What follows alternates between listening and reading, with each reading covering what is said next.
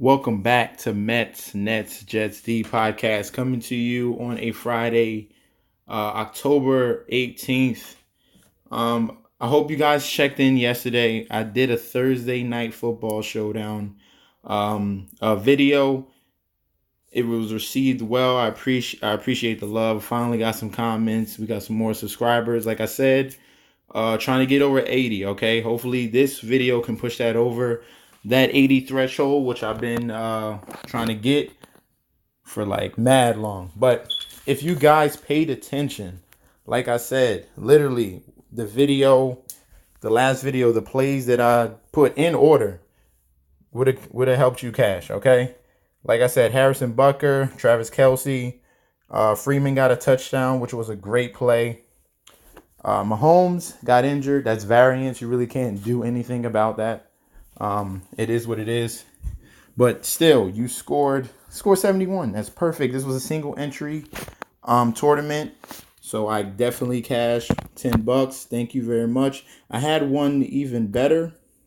So if that lineup, if this 91 was in the other, 92 was in the other tournament, I would have won $50.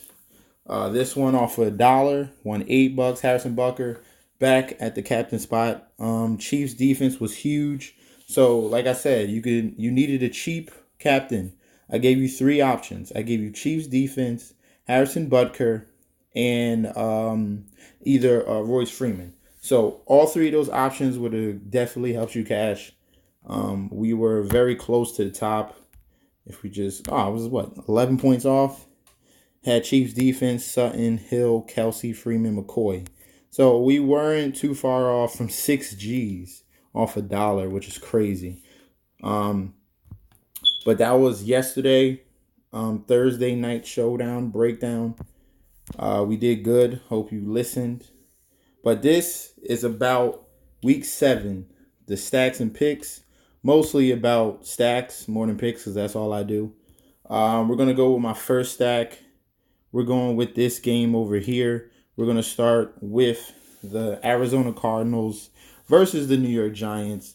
I'm leaning more towards the Giants in this one. I love Daniel Jones. I love Saquon Barkley. We're going to put him at running back in this lineup. I love Golden Tate. And I love Evan Ingram in this. Let's see if I can get out of that. Okay. So Daniel Jones has the ability to get out of the pocket. I love the way he creates. It's going to help Saquon Barkley, which is who he's going to be back. Understand Arizona Cardinals defense is going to key in on Barkley, but the screen game that they use for Barkley is a huge boost for him. Golden Tate, he should not see one-on-one lockdown coverage from Patrick Peterson. This is going to be his first game, so I don't see Patrick Peterson going into the slot, getting on Tate.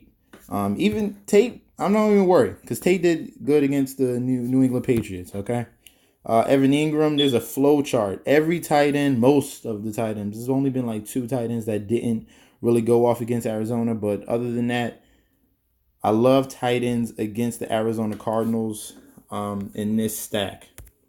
If I wanted to bring it back, which we should always do, if you got one team up, the other team is going to fight back, probably going to throw passes. And I like Larry Fitzgerald. He's not going to see DeAndre Baker coverage or Janoris Jenkins. He can get open against these Giants. Or he has the Q tag. Christian Kirk at 5,000 is another decent option. You have 3,800 left over. You're going to have to pick a cheap defense and then work with it that way. But I do love the Giants against the Arizona Cardinals. We're going to move on from that. We're going to clear it up. We're going to go with our second stack. We're going over. All right. I'm feeling this one. I don't know how owned it's going to be. I like Aaron Rodgers and the Green Bay Packers over the Oakland Raiders this week. There's huge injury concern with the Green Bay Packers. They're going to be out with most of their wide receivers probably. There's no Devonta Adams. Geronimo Allison is not going to play. And then we're waiting on Marquez Valdez-Scantling. who's still questionable. They already practiced, so we don't have a final word if he's going to play on Sunday.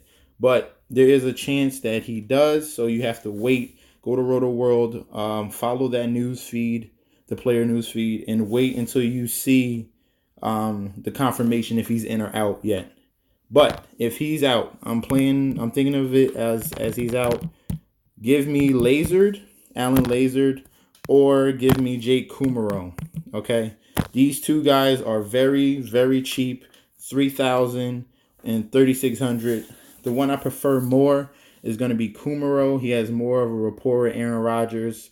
Lazard happened to get a touchdown, as you can see in his game log right there against Detroit. He happened to get a touchdown against Detroit. He was preferably, it was Aaron Rodgers picking on one of the worst cornerbacks on Detroit's secondary, and he was just going over and over after him, and he happened to get into the end zone. But Jay Kumaro has a rapport with him, has had huge games with Aaron Rodgers. It's been like years, but I like Kumaro more than Lazard. Okay, if you want to choose Jimmy Graham, you can. He is one of the bigger red zone targets for their offense, but he's like a shell of himself. He can't catch passes. I don't understand.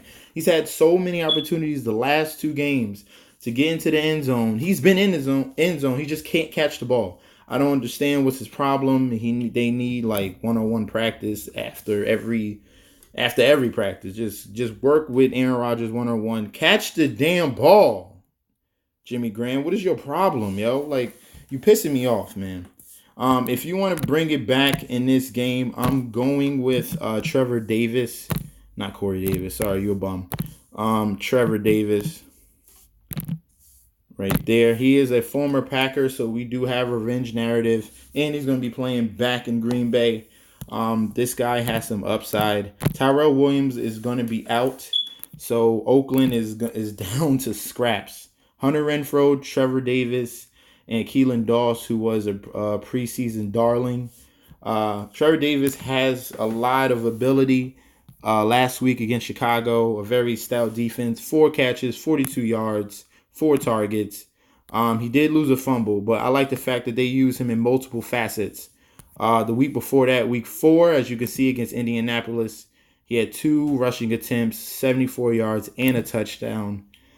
So if he doesn't catch balls, they're going to use him in trick plays, which they're going to have to get creative with the amount of weapons that they do or don't have. Don't have, preferably. Darren Waller, I don't know. I got to see the update on him. He's still questionable. Limited at practice, as you can see, so you got to wait on that news as well. If he plays, he's another option to throw in that stack. And then you have tons of salary left over. You can go get you Saquon Barkley. You can go get you Dalvin Cook and or DeAndre Hopkins, okay, in that stack. That's going to be my number 2 stack. I'm going to clear that out. Move over to number 3. I love Gardner Minshew this week against Cincinnati. Cincinnati has tons of injuries on the defensive side. Drake Kirkpatrick is going to be out. A few other linemen are going to be out.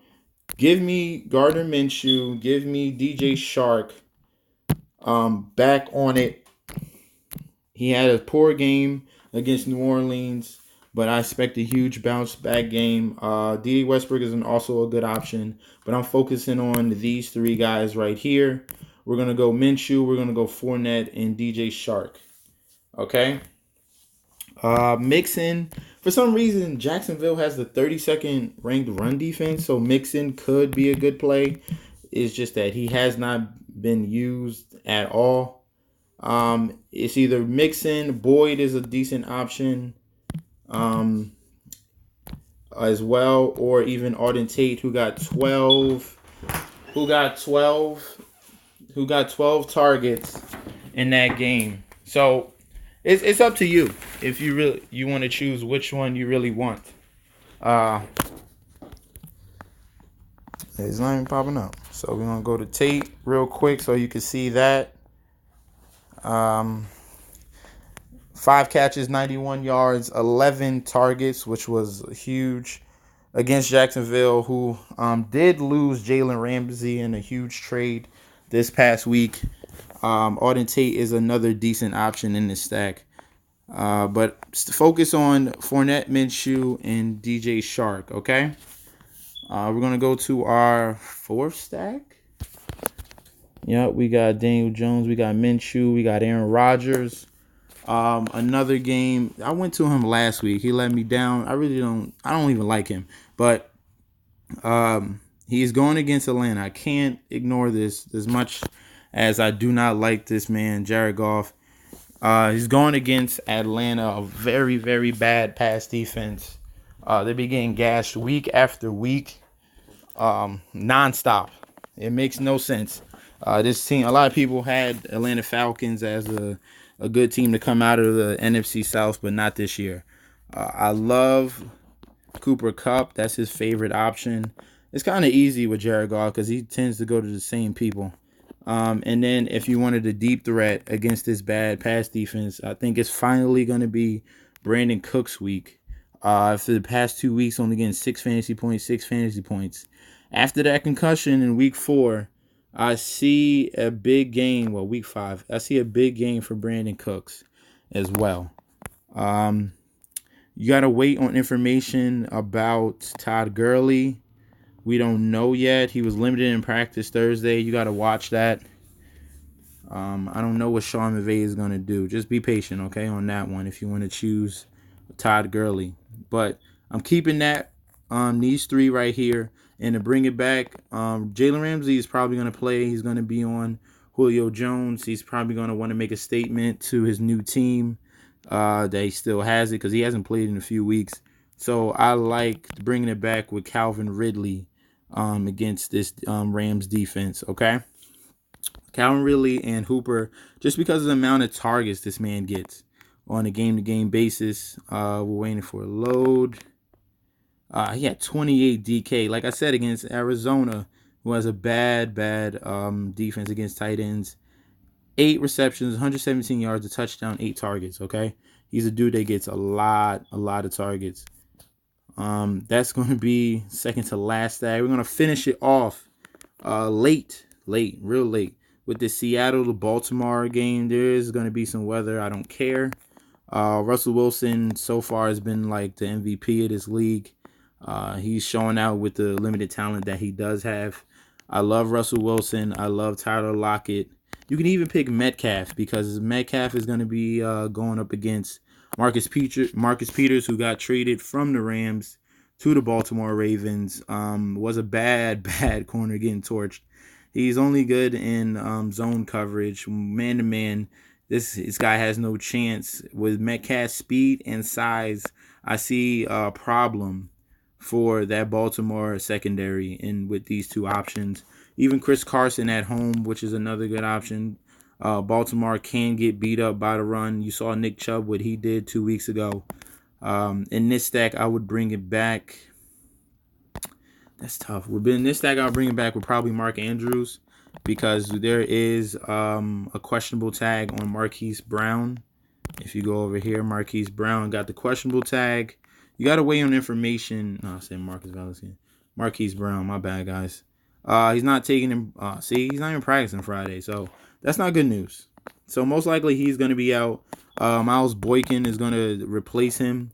He has a ton of talent. It's just the fact that is Lamar Jackson going to throw him the ball. But definitely Mark Andrews is Lamar Jackson's number 1 option. What I would do in this stack, I would even take Wilson out and put Lamar Jackson because he can get more upside with because he can straight run. This man, he got 33.6 DK points last game. This man ran the ball 19 times, 152 yards and 1 TD. That's crazy. So if you want exposure to both sides, you can make it work with this right here. You can do Lamar Jackson paired up with Mark Andrews. Get you to running back Chris Carson, who should have a big day. And you can either choose both wide receivers or one. I'll probably go Lockett, but you can choose, both or one. It's up to you. I'll probably have lineups with Wilson and with Lamar Jackson. All right, so I gave you basically 6 stacks right there. That's what I'm feeling for week 7. I'm waiting more on. I have a sneaky play. Let me give my sneaky play. Let's clear this out. A lot of people have been talking about Frank Gore, but Devin Singletary, who's been injured and is finally back, is going up against the worst run defense in the league against Miami. This kid has potential. The two games he did play against the Jets and the Giants in limited action double digit DK points. Against the Jets, 14.8 with only freaking 9 touches.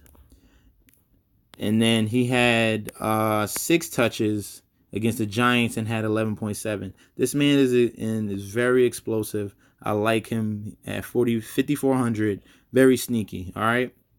So that is going to be my plays for the week. Did I have anyone else? Nah. That's going to be my plays for this week for week 7.